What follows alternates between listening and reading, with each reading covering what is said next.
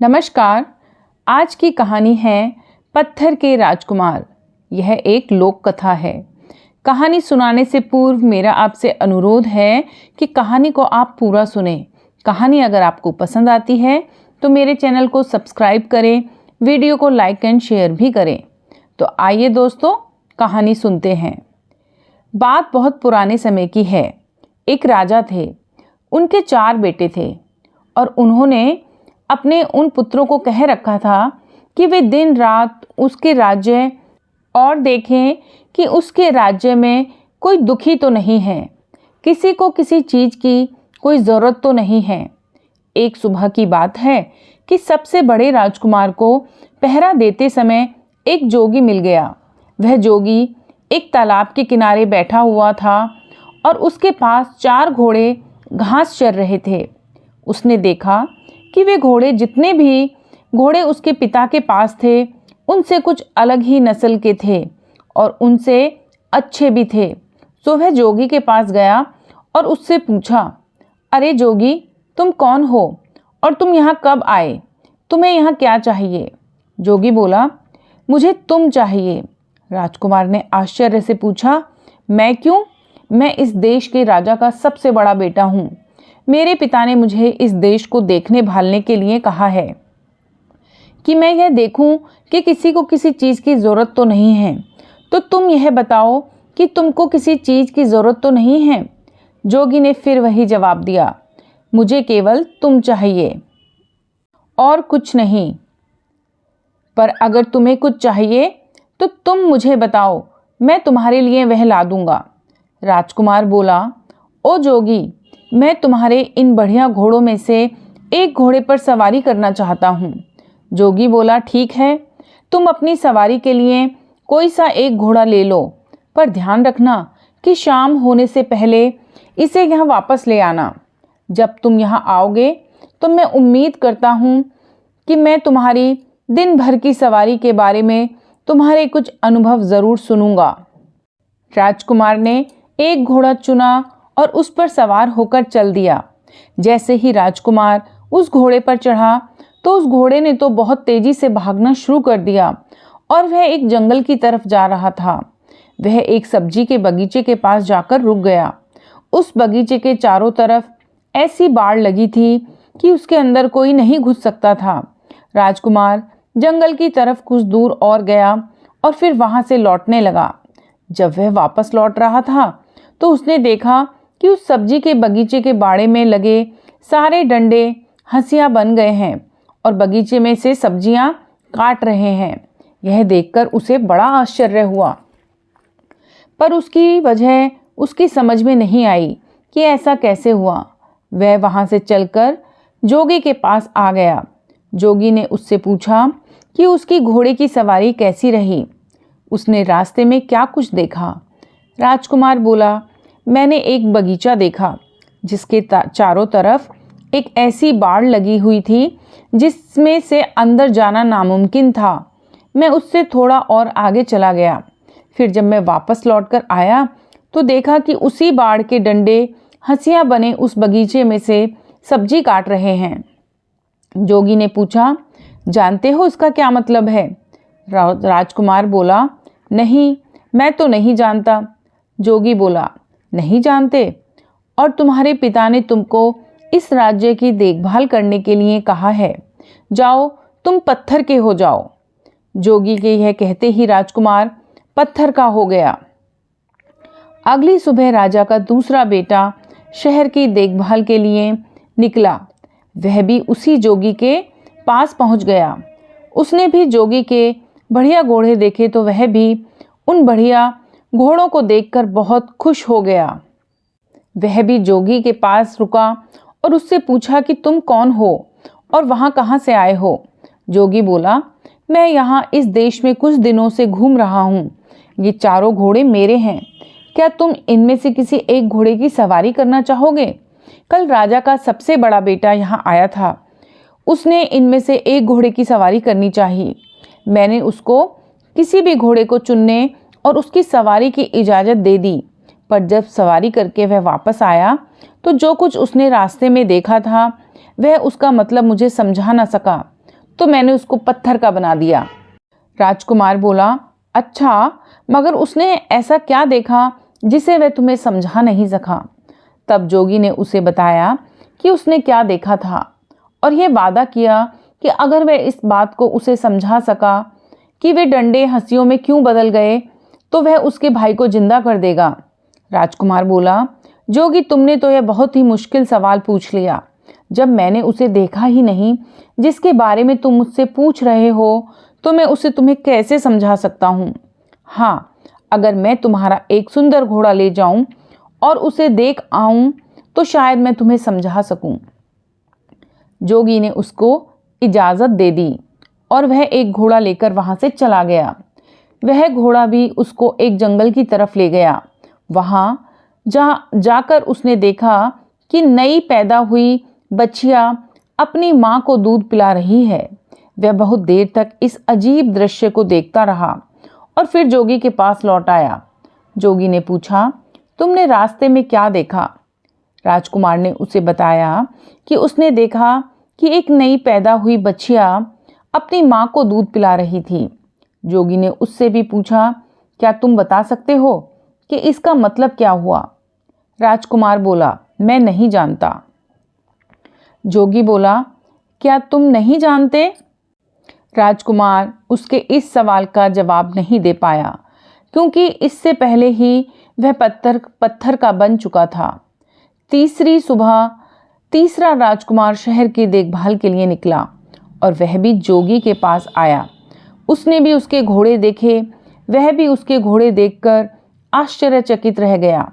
उसने उससे पूछा कि वह कौन था और उसको इतने सुंदर घोड़े कहाँ से मिले।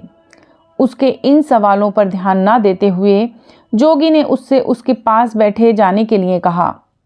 बातों बातों में उसे पता चला कि यह भी राजकुमार था और अपने दो बड़े भाइयों की खोज में निकला था।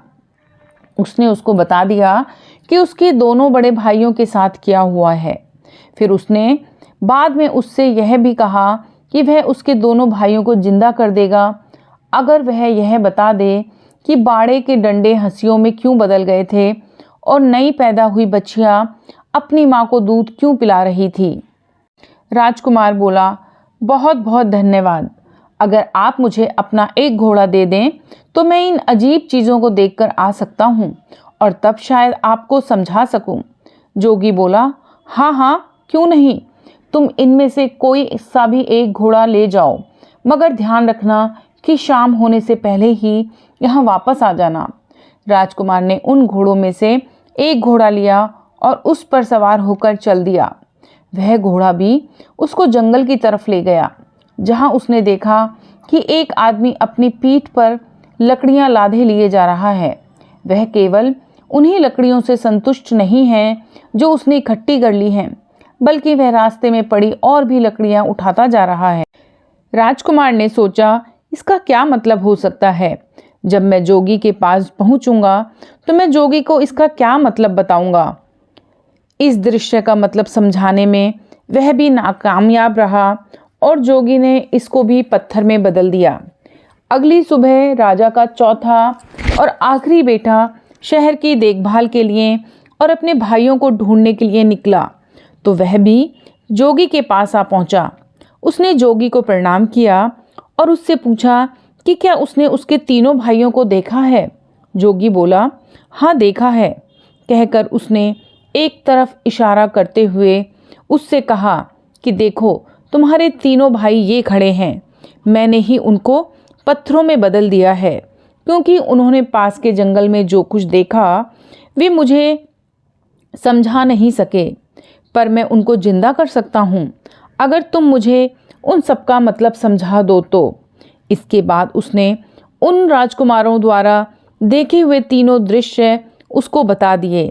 राजकुमार बोला, अगर आप मुझे अपना एक घोड़ा सवारी के लिए दे दें तो शायद मैं आपको उसका मतलब बता सकूं। मैं खुद उस जंगल में जाकर उनको देखना चाहता हूं। जोगी ने उसको इजाज़त दे दी और राजकुमार उन घोड़ों में से एक घोड़ा लेकर जंगल की तरफ चल दिया। जब वह जंगल में पहुंचा तो वहां उसने एक तालाब देखा। जिसमें से पानी बह बह कर निकलकर दूसरे तालाबों को भर रहा था। उस समय वह बड़ा वाला तालाब खाली था, क्योंकि उसका सारा पानी उन छोटे तालाबों को भरने में लग चुका था। शाम को जब वह जोगी के पास लौटा तो जोगी ने उससे भी वही सवाल किया जो उसने उसके तीनों बड़े भाइयों से किया था कि उसने रास्ते में क्या देखा और उसका क्या मतलब था। यह राजकुमार भी जोगी के इस सवाल का जवाब देने में नाकामयाब रहा, सो जोगी ने इसको भी पत्थर में बदल दिया। जब राजा को पता चला कि कई दिनों से उसके चारों बेटों में से किसी का भी कोई पता नहीं है, तो उसको शक हुआ कि उसके बेटों पर ज़रूर ही कोई मुसीबत आ पड़ी है। अब वह खुद उनको ढूंढने के लिए निकल पड़ा। ढूंढते ढूंढते वह भी जोगी के पास पहुंच गया। उसने भी जोगी से पूछा, जोगी जी, क्या आपने मेरे चारों बेटों को कहीं देखा है? जोगी ने एक तरफ खड़े 4 पत्थर के खंभों की तरफ इशारा कर दिया। राजा यह देखकर सख्ते में आ गया। उसके मुंह से निकला, कहीं आपका यह मतलब तो नहीं कि वे पत्थर में बदल गए हैं? जोगी बोला, हाँ, ये ही हैं वे। मैंने ही इनको पत्थरों में बदल दिया है, क्योंकि वे मुझे जंगल में देखे हुए कुछ दृश्यों के मतलब नहीं समझा सके। फिर भी मैं उनको जिंदा कर सकता हूँ, अगर तुम उनका मतलब मुझे समझा दो तो। अगर तुम्हें चाहिए तो तुम भी मेरा एक घोड़ा लेकर जंगल में जा सकते हो। राजा बोला, नहीं धन्यवाद, इसकी कोई ज़रूरत नहीं है।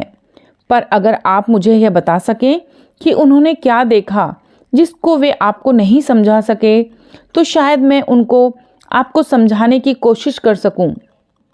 तब जोगी बोला, राजन, तुम्हारे सबसे बड़े बेटे ने जंगल में एक सब्जी का बगीचा देखा जिसके चारों तरफ ऐसी बाड़ लगी थी जिसको पार कर उसके अंदर जाना असंभव था। पर जब वह वहां से लौटा तो उसने देखा कि उस बाड़ के डंडे हंसिए बनकर उस बगीचे की सब्जी काट रहे हैं। इसका क्या मतलब है?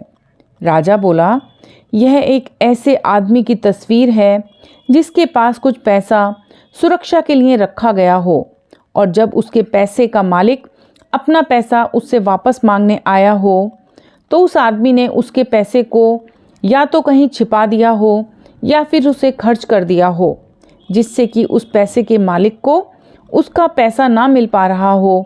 जैसे ही राजा ने अपना वाक्य पूरा किया कि उसका बड़ा बेटा उसके सामने जिंदा और तंदुरुस्त खड़ा हो गया।